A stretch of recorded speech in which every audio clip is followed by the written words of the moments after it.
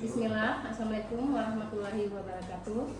Perkenalkan, nama saya Nurmiati SH MH, NIDN atau nomor induk dosen adalah 0910068201, TMT 2013. Saya adalah dosen Yayasan Universitas Indonesia Timur pada tahun 2018. Adapun mata kuliah yang saya ampu pada prodi Hukum Universitas Indonesia Timur adalah mata kuliah Hukum Dagang, yang dimana mata kuliah itu memiliki kode mata kuliah yaitu 4HU301 dengan jumlah SKS 4 SKS. Rumpun mata kuliah tersebut adalah ilmu hukum dan berada pada semester 3 atau basal.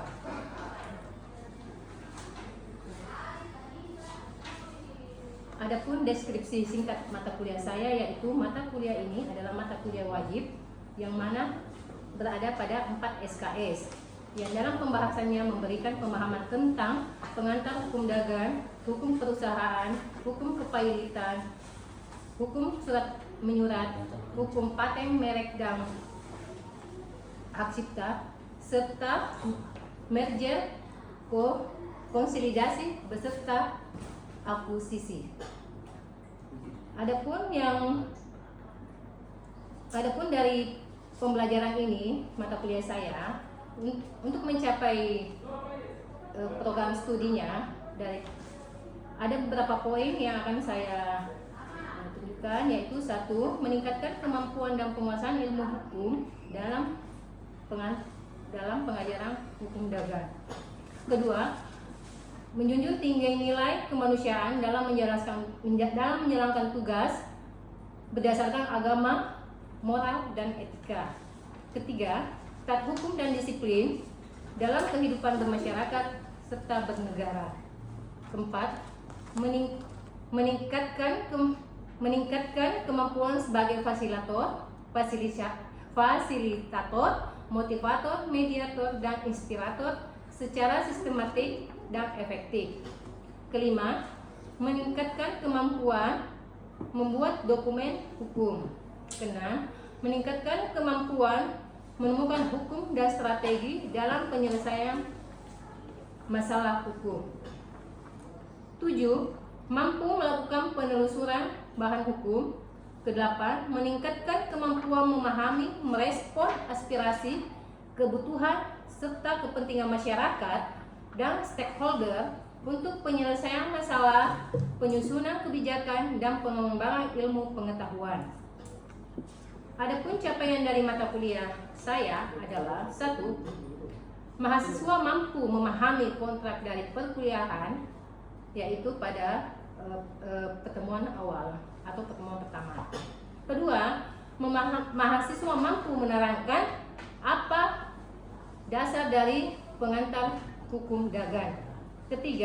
Mahasiswa mampu menerangkan tentang pengertian kepailitan. 4. Mahasiswa mampu memahami pengertian dari surat menyurat atau bentuk-bentuk surat. 5.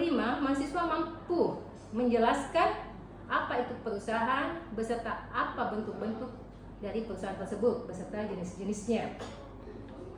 Contoh yaitu seperti PT, CV, dan lain-lainnya. Kemudian, mahasiswa mampu menerangkan tentang sejarah hukum kepailitan dan PKPU, yang dimana PKPU itu artinya adalah penundaan kewajiban pembayaran utang oleh pihak yang sedang bermasalah kepailitan. Dalam ini adalah perusahaan. Kemudian mahasiswa mampu menerangkan tentang pengertian piutang, apa itu, bagaimana tata cara pengurusan harta pailit, serta pengadilan niaga. Seperti kita ketahui, yang dimana dikatakan pailit adalah bisa dikatakan pada sebuah perusahaan yang mengalami kerugian atau hampir kategori bangkrut, ya. Kemudian selanjutnya, mahasiswa mampu menerangkan apa itu hak cipta, merek, serta paten dalam sebuah merek dagang ya. Ini kita membahas masalah hukum dagang. Jadi otomatis setiap usaha ya, orang menciptakan hasil setidaknya harus ditampilkan merek maupun paten serta hak ciptanya. Kenapa? Karena itu akan bernilai nominal ya, yang menghasilkan untuk orang tersebut yang menciptakannya. Kemudian mahasiswa mampu menerangkan apa itu merger, konsolidasi, dan akuisisi. Seperti kita ketahui, merger adalah gabungan dari dua atau lebih dari dua perusahaan dengan cara mempertahankan berdirinya salah satu perusahaan dan melikuidasi perusahaan lainnya. Artinya ini harus dua perusahaan atau lebih ya untuk mempertahankan sebuah perusahaan.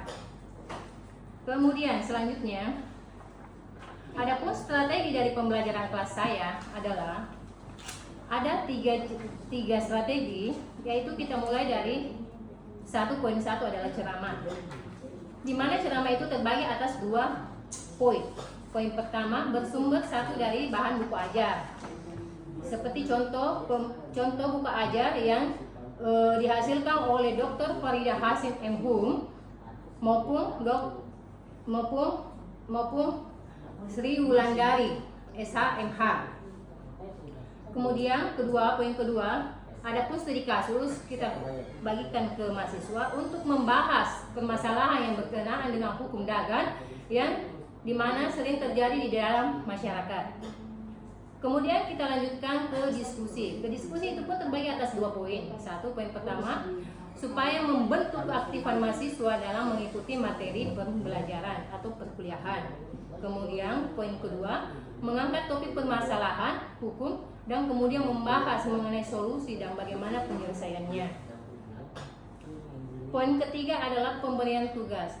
Di sini pemberian tugas terbagi atas 3, di mana tugas itu diberikan poin pertama ada secara individu, kedua secara kelompok, dan ketiga setiap tugas kelompok maka